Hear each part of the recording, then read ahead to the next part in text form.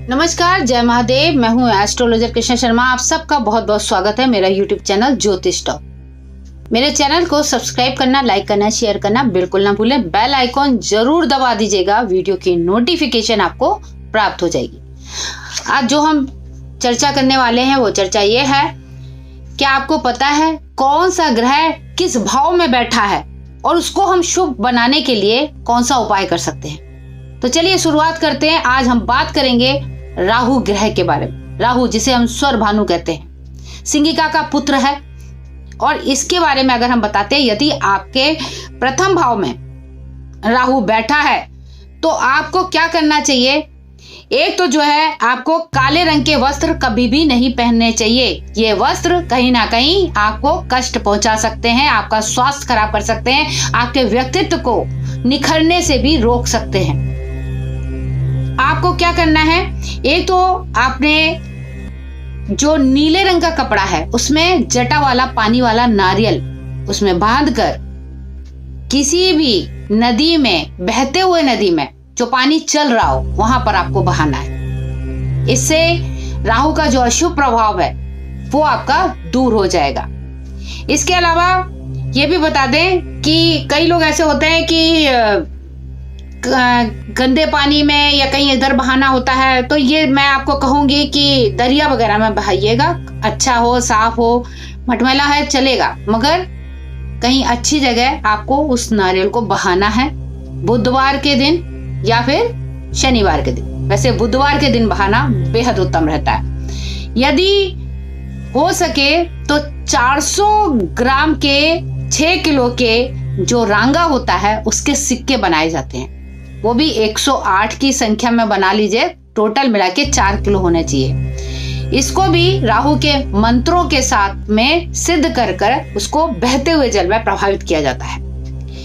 दूसरा बात यह है कि यदि द्वितीय भाव में राहु बैठा है, और द्वितीय भाव में यदि राहु बैठा है तो ये सोच लीजिए कि आपको जो आपका धन भाव है उसमें बैठा है, तो आपको उसको शुभ बनाना है। कैसे बनाएंगे, अपनी जेब में एक तो चांदी की सिक्का रख सकते हैं, ठोस कोई गोली जैसे होते हैं मोती, उसको रख सकते हैं। और इसके अलावा यही बता दें कि हो सके तो जहां हाथी ज्यादातर रहते हैं वहां से आप उनके पैर की मिट्टी लाकर अपने घर में कहीं भी किसी भी जगह आप रख सकते हैं। और इसके अलावा हम ये भी कहेंगे कि इस दौरान आपको गोल्ड पहनना बहुत ज्यादा शुभ रहता है। ये आपकी आर्थिक स्थिति को और भी ज्यादा मजबूत बनाता है, चाहे हल्का ही क्यों ना हो। अपने घर में बड़ों का सम्मान जरूर करें। और ससुराल में अगर कहते हैं कि किसी के साथ संबंध अगर खराब है, मान लीजिए आपके साले के साथ में आपके संबंध अगर खराब है, तो उससे संबंध अच्छे बनाने की कोशिश कीजिएगा। और इस दौरान मैं ये कहूंगी बृहस्पति की वस्तुओं का प्रयोग करेंगे। गुरु बृहस्पति की जो वस्तुएं होती है, पीली वस्तुएं होती है, उसका आप प्रयोग करें तो आपका द्वितीय भाव राहु के अशुभ प्रभाव से शुभ में परिवर्तित हो जाएगा। यहाँ राहु के तीसरे भाव की बात करते हैं, तो तीसरे भाव में यहाँ कहते हैं कि आप जो है किसी के साथ, किसी के गवाही वगैरह होती है उसमें झूठी गवाही ना दें। इसके अलावा ये भी है, खुद भी झूठ ना बोलें, क्योंकि ये तृतीय भाव है। कहीं ना कहीं इसकी वजह से आपको बहुत ज्यादा नुकसान होता है। और पंछियों को सत नजर डालें, दाना डालें, ये भी बहुत अच्छा है। माँ दुर्गा की पूजा करना, कन्याओं की सेवा करना। और इसके अलावा घर में मिट्टी के, अगर आपने ये सोच लीजिए बर्तन या हाथी वगैरह रखे हुए हैं, कुछ ऐसा खिलौना रखा, तो बिल्कुल ना रखें। चौथे भाव की बात करते हैं, चतुर्थ भाव में यहाँ पर अगर राहु बैठा है तो आपको चांदी की अंगूठी पहनना बेहद उत्तम रहता है। और अपने जो चरित्र को उसे साफ रखना बहुत ज्यादा जरूरी है। और इसके अलावा यही बता दें कि आप जो जटा वाला नारियल का जो होता है, नारियल होता है, उसको जो है आपने अपने ऊपर से उसार कर 7 बार उसार कर बहते हुए जल में प्रभावित करना है। सीढ़ी के नीचे कभी भी कोई भी खाने की वस्तुएं ना बनाएं। रसोई घर तो विशेषकर नहीं होना चाहिए, वरना उसका अशुभ प्रभाव आपके घर पर पड़ता है। चतुर्थ भाव वैसे भी घर के लिए होता है। किसी के काम को आप जो है शुरू करते हैं या अपना कोई भी काम करते हैं, किसी का भी काम करते हैं, तो उसको अधूरा ना छोड़ें, उसको पूरा करके ही मानेंगे, तभी आपके लिए अच्छा रहेगा। और इसके बाद ये भी है कि शौचालय है अगर आपके घर में बना तो लैट्रिन बाथरूम दोनों साथ हैं, तो हमेशा टॉयलेट को ढक के रखें, टॉयलेट का दरवाजा हमेशा बंद रखें, ये आपके लिए बेहतर रहेगा। अगर राहु 5वें भाव में है तो ये मैं आपको कहूंगी कि आपको चांदी की जो मोती होता है वो अपने पास रखना है। इसके बाद ये भी बता दें कि चांदी का आप छोटा हाथी भी बनवा सकते हैं, सूंड वाला, वो भी आप रख सकते हैं। पूजा घर में रखिए या अपने पास में तिजोरी में रखें, इससे भी आपके लिए बहुत अच्छा रहता है। इसके अलावा ये बता दें कि यानी कि आपके पत्नी है या पति, दोनों में किसी में, है ना, कि रात में मूली रखनी है, वो भी अगर 5म भाव में है राहु तो मूली रखनी है जिसके पत्ते नहीं हो। पत्ते आ जाएंगे तो बुध का प्रभाव आ जाएगा, इसीलिए मूली रखनी है बिना पत्तों के। सिराने रखनी है और सुबह क्या करना है, उसे किसी भी मंदिर में जाकर रखाना है, ठीक है। और अपने चरित्र को साफ रखना है।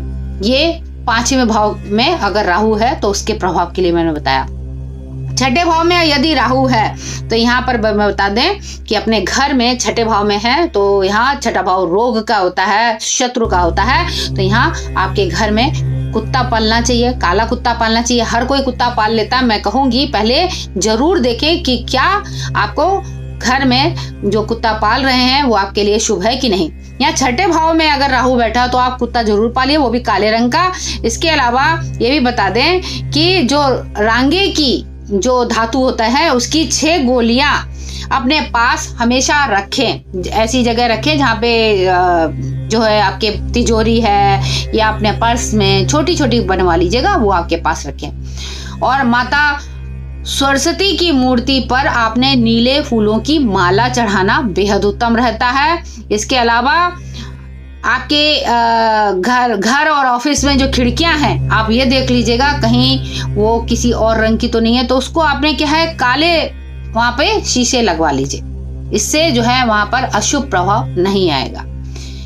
हम 7वें भाव की अगर बात करते हैं तो 7वें भाव में यदि राहु बैठा है तो ऐसे में हम ये बता दें कि नारियल आपको भी बहते हुए जल में प्रभावित करना है। अपने सर से लेके पैर तक एक धागा ले लीजिएगा नीले रंग का, उसको जो है नारियल में लपेटना है, उसको बहते हुए जल में प्रभावित करना है।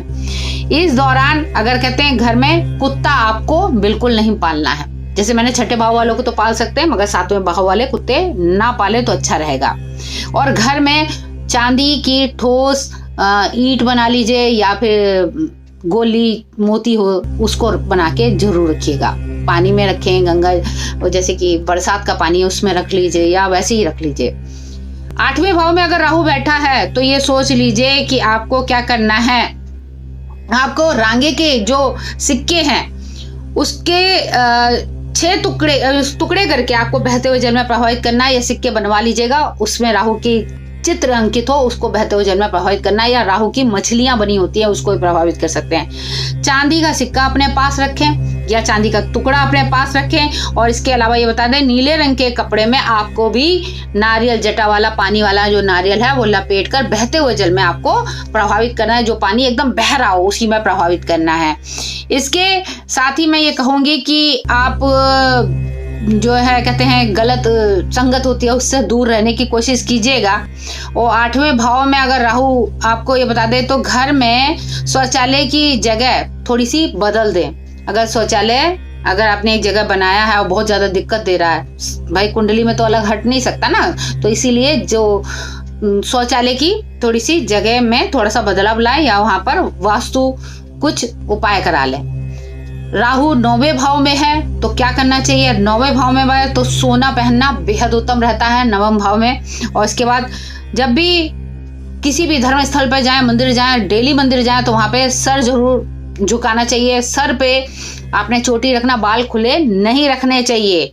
इसके अलावा माथे पर आपको केसर का तिलक लगाना बेहद उत्तम रहता है। और इसके साथ ही परिवार के साथ में रहना और रसोई घर में बैठ के खाना खाना, अपने सर को हमेशा ढक के रखना, ये आपके 9वें भाव को और भी ज्यादा शुभ बना देता है। उसका प्रभाव आपके लिए जीवन में बहुत ज्यादा अच्छा हो जाता है। ये भाग्य स्थान कहलाता है। 10वें भाव में है, कर्म भाव में है। यहाँ पर अगर राहु बैठा है तो आपको भी यहाँ पर मैं बोलूंगी कि आप क्या कर सकते हैं कि जो चीनी है वो आप किसी भी मंदिर में जाकर उसको आपने दान करना या बहते हुए जल में प्रभावित करना है तो उसको बहते हुए जल में प्रवाह कर दीजिए। मसूर की दाल जो है वो भी आप बहते हुए जल में प्रभावित कर सकते हैं, है ना। ये 2 चीजें हो गई। और इसके अलावा सर पर हमेशा, अगर पुरुष हैं तो आप टोपी रखिए और महिला हैं तो आप अपने सर पे हमेशा पल्ला रखिए, दुपट्टा रखिए।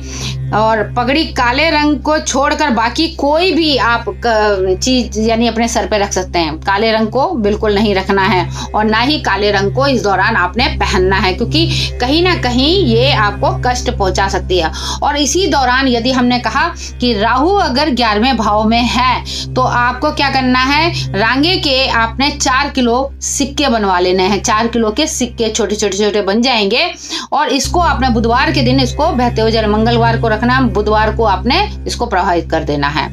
इसके अलावा ये बता दें, जो सफाई कर्मचारी होते हैं उन लोगों को कुछ ना कुछ आप जरूर दीजिए, कुछ भी दक्षिणा जरूर दीजिए, अपने सिराने रखिए, दूसरे दिन आप उसको दे दीजिए, यानी कि बुधवार को दे दीजिए।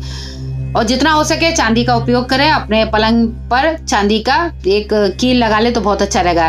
चांदी के ग्लास में पानी पीने से आपका और भी ज्यादा जो भाग्य है और भी ज्यादा बढ़िया रहता है, क्योंकि ये लाभ घर में बैठा आपको लाभ प्रभाव दिला सकता है, लाभ मिल सकता है। इसके अलावा ये बता दें, अपने अगर गहने की बात करते हैं तो आप गोल्ड पहने, गोल्ड आपके लिए बेहद उत्तम रहता है। बिजली का कोई खराब सामान अगर आपके घर में है तो तुरंत उठा के फेंक दीजिए, बिल्कुल मत रखिए, ऐसे ही दे दीजिए, बेचने की भी जरूरत नहीं है, आप किसी ना किसी को फ्री फंड में दे दीजिए।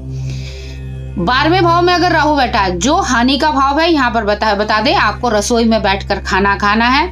और चांदी के ठोस जो हाथी है बना लीजिएगा या सिक्का बना लीजिएगा, हाथी बन जाता है सूंड वाला, वो आप अपने मंदिर में अपने पास जरूर रखिएगा। इसके अलावा इधर उधर की बातें ना करें, चिंता ना करें और गलत संगत से हमेशा दूर रहें। माता सरस्वती की पूजा करना बेहद उत्तम रहता है, क्योंकि जब राहु की हम बात करते हैं तो कहते हैं माँ सरस्वती की पूजा करना आप लोगों के लिए बहुत ज्यादा उत्तम रहता है। इससे हमारे स्वर भानु है, तो स्वर भानु क्या है, हमारे स्वर में एक तो जो है कड़वाहट लाता है, दूसरा हमारे अंदर शक पैदा करता है। हमारा फ्री फंड में, फालतू फंड में कह दो किसी के साथ में वाद विवाद हो जाता है। तब हम कहते हैं कि स्वर भानु को ठीक करने के लिए माता सरस्वती की पूजा करनी चाहिए, उनको नीले फूल चढ़ाने चाहिए। और जो मैंने आपको उपाय बताए हैं, हर भाव में जहां राहु बैठा है उस भाव से संबंधित आपको उपाय करने चाहिए। उम्मीद करती हूँ यदि मेरा वीडियो आपको अच्छा लगे तो आगे आप शेयर कर दीजिएगा और लाइक कर दीजिएगा। और मेरे साथ बने रहने के लिए आप सबका बहुत बहुत धन्यवाद। मुझे दीजिए इजाजत। हर हर महादेव।